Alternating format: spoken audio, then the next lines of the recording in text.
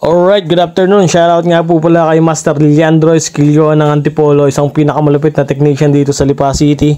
Shoutout din kay Cedric Tiamera at saka kay Marco Melgar. Salamat sa inyong lahat sa tulong nyo at nagawa natin tong unit ito ng maayos at hindi tayo nagambo na. Alright! Alright, ang problema ng unit ito, pagsapit ng spin, cycle, yan. Bumabalik lang siya sa rinse, pabalik-balik lang siya. Ulit-ulit lang yung function, wala talagang response sa motor. At wala man lang konting kalug dun sa kanyang mismong tab at saka sa mismong kanyang pulsator. Ang number one step na kakalasin natin dito dun sa kanyang part ng kanyang kill switch, yan. Nabuksan na natin yung top cover, yan. At kalasin natin yung sa may kanyang kill switch or bump switch, ang tawag namin dito sa switch nito. Pakita natin.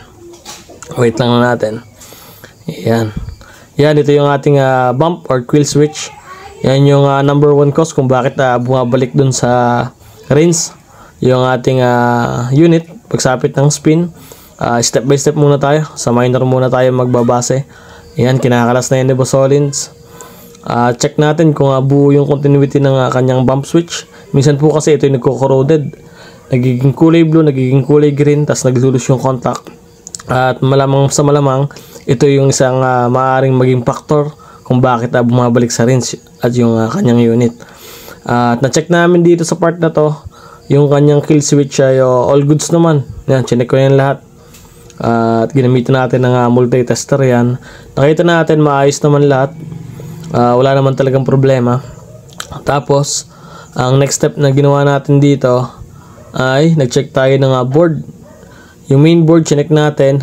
Binutas natin yung main board. Papakita natin mamaya sa video.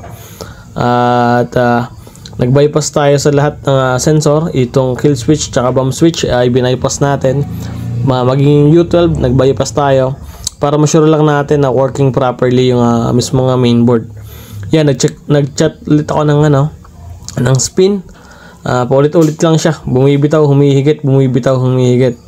At nag-proceed na tayo ng checking dito sa may part ng motor kasi nahihirapan siyang umikot. At na-reading natin na paiba-iba talaga yung resistance ng motor, kaya hindi natin ma-diagnose ng maayos at hindi natin mapaikot ng maayos.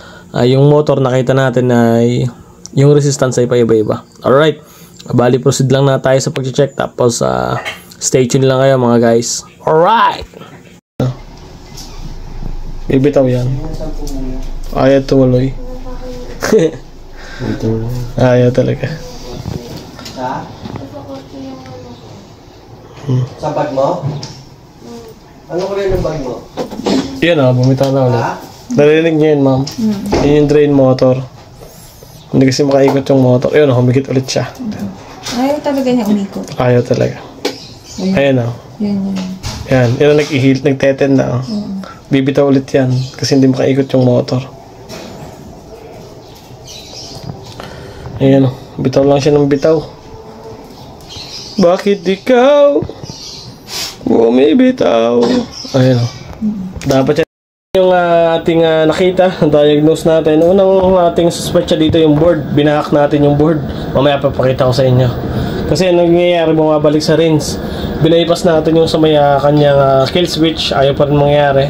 Tsaka yung U12 niya, binaypass din natin. Ayaw din. Tapos nakita natin, na-check natin yung sa may motor. Iba't iba yung resistance ng motor. Minsan nagkakatulad, minsan nag-iiba-iba. Kaya nag-step by step muna tayo ng pagpapalit ng parts. So pinalitan natin yung motor. Parang yan, pasuyungan ng motor. Ayan. Nag-replace tayo nitong motor. Ayan. Buti naman tumino na. Ayan. Ngayon, nag-i-spin na to. Mag-try na lang tayo mag-close ng board na binutas natin. Tapos try natin sa wash. Alright.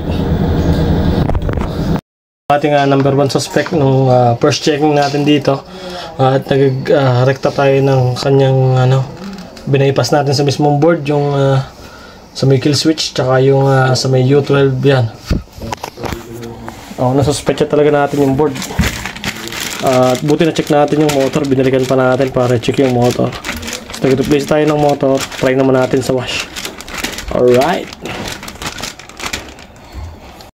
Nag-set na tayo ng wash. Na-reach na yung water level na 14 liters na sinelect natin yan. Nag-reverse na yan, nag-forward na rin. Okay na yung unit, testing na lang ulit natin sa spin para may try natin nung maayos yung tubig. Tapos try natin kung higit na sa spin, kung hindi na babalik sa rinse, paulit-ulit lang na bitaw at saka higit itong si drain motor pagsapit ng spin. Alright. Nag-try na tayo na mag-set ng spin. Nakita natin nakapagtapon na siya ng tubig, nawala na yung pressure. Yan, nag-spin na itong unit. Okay na yung unit. Paglaban na si madam. Alright.